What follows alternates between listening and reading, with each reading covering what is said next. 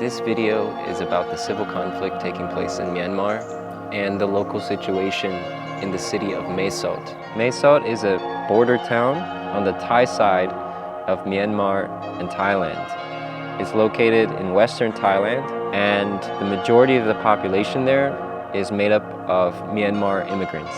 A lot of them have fled more recently because of the civil conflict going on in Myanmar. That's what this video is really about, to bring awareness to a situation that doesn't have enough attention. I've been living in Thailand for about a year on and off now, and I've heard so much about this issue in very little detail. In Myanmar, a fierce guerrilla war is intensifying.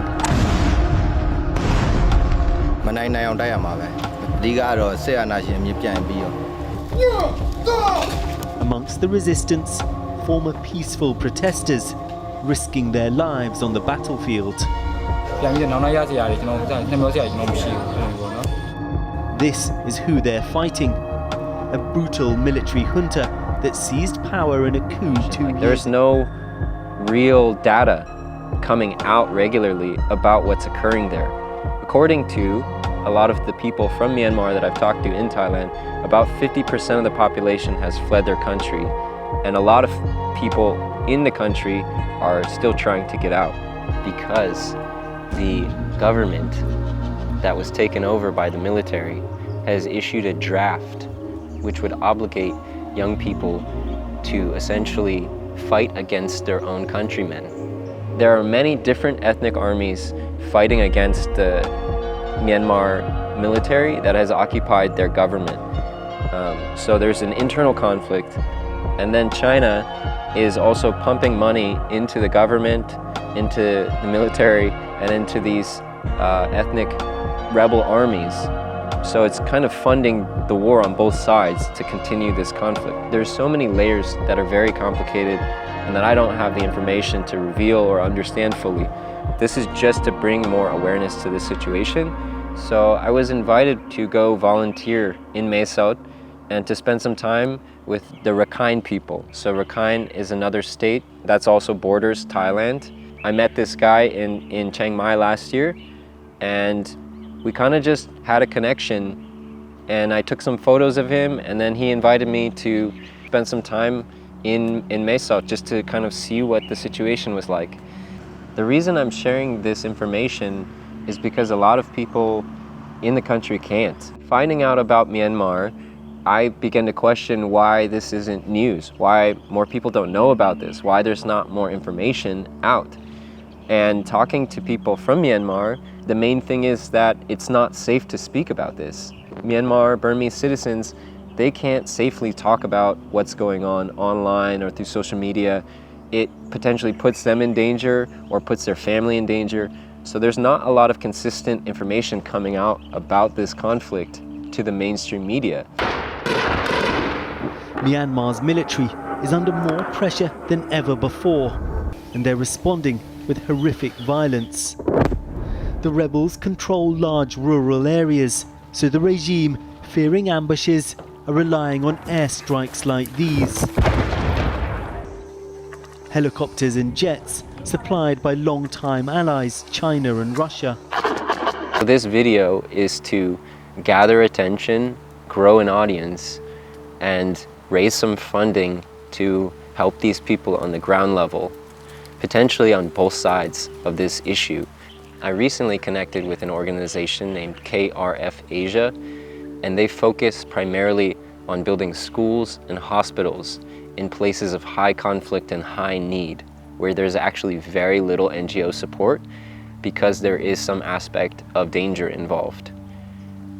KRF Asia is one of the only projects actively building schools and hospitals in high conflict zones where there is very little support.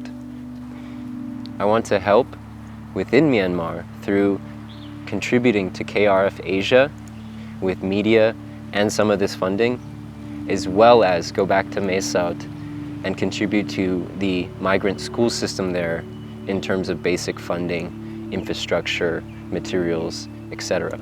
This situation is just as significant as Israel and Palestine or Ukraine or any other faction or war that's being fought right now. There's hundreds and thousands of people being displaced and lives being uprooted, lives ending, bombing and fighting. Like, this is a real internal conflict that really isn't receiving any attention. So the overall situation in a lot of these compounds is really basic. Bucket showers, cooking outside on a stove or on fire for some. Yeah, farming, eating really simple. In spending some time with this group of people from Rakhine State, they were so hospitable, so heartwarming. For the situation that was very simple, they still offered so much to me as a guest in their space. And we shared a lot of authentic Rakhine food. I washed my clothes by hand. I took bucket showers and slept on a really simple bed, like a really thin bed pad. All of this is just adjusting to something more real, to something simpler for me. But this is a norm. This is how people actually live outside of these comfort bubbles. Yeah, I really appreciate connecting with people on this level, like on the ground level, so to speak, and spending time with them in the way they live and learning more about how they think and how they view what's going on. So after spending some time with these people in Mae Sot and getting a sense of where they were all at, it really brought me to question, like, what's important? Like, what are we all looking for? What are we doing with our lives in the most simple sense? And I can't get away from thinking that food, shelter, and love, like to feel safe, to feel purposeful, to feel cared for, to feel connected to a community, like these are the only things that really matter to us. And if we don't have those things, then our life isn't really meaningful. So seeing how these people, no matter where they end up, they still hold these values strongly and care for each other and care for the people around them, no matter their circumstances. This was beautiful, powerful, and really humbling to see the resilience of this state of people, this culture, come to a new place with no future and to make a new life as best they can. My way of wanting to help in this situation is to work with kids. I ended up at one of the schools and got to see firsthand what this educational system was like for these people who have been relocated out of their countries.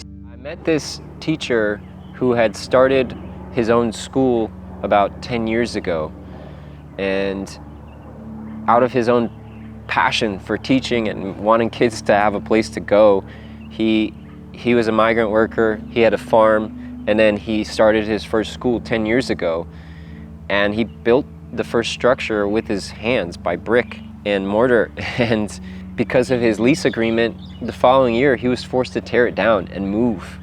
So he's relocated 3 times just to have a school, just to have a place for kids to go during the day so they can learn basic education. This man has gone to great lengths to make sure that like 50 children have a place to be during the day, have a safe place to learn and congregate and be with each other as well. This school receives about 15,000 baht, which is less than $500 a month, from an organization in Taiwan.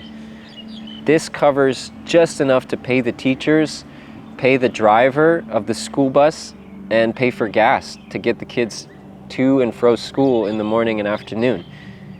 Like I said, there's not enough to go around. There's 64 migrant schools, and all of them have different kinds of funding. There's no centralized money or aid helping the school system or helping these children. Most of what's happening there is out of the time and energy of people who have also fled the country, and the money that's coming in is from a number of different NGOs that are from Myanmar, from abroad, from Taiwan, from Japan, but there's nowhere near enough funding or enough help to even make the situation like baseline. Most of the schools are like sheds or these overhang kind of shaded areas where kids can just stay out of the sun, and teachers are paid $50 to $150 a month on whatever donations budgets that come in.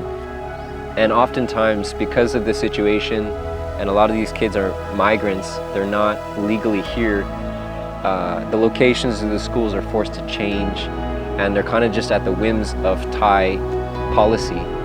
However you want to get involved is more than welcome. Like I said, there's not enough eyes on this situation. There's not enough people caring about what's going on because no one really knows about this. So whether it's spreading awareness or becoming aware, it's really helpful. And if you actually want to donate to this specific cause, your money is basically just going to turn into materials for these students and infrastructure, like basic needs. If they need more structures, if they need a vehicle or a computer, this kind of basic stuff that they don't have funding for, this is what your money is going to turn into. And there will be another video kind of revealing that whole journey, going back to Mae Sot, working with the schools and seeing whatever this funding, a few $1,000s can turn into in real time with people involved that wants to give everything to this cause, to this project. So yeah, let's see what we can come up with. And I thank you so much for your time, and also a really big, heartwarming thank you to all of the people in Myanmar and all the people in Mae Sot who showed me how good you are, how amazing the Rakhine people are, the Burmese people are, the people from Myanmar are. I'm forever changed with the experience I had spending time with you.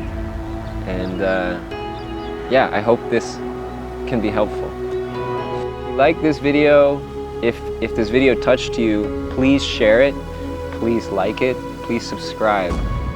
We're at the beginning of a long journey of creating some kind of traveling NGO from the ground up, and I really appreciate anyone who wants to be involved.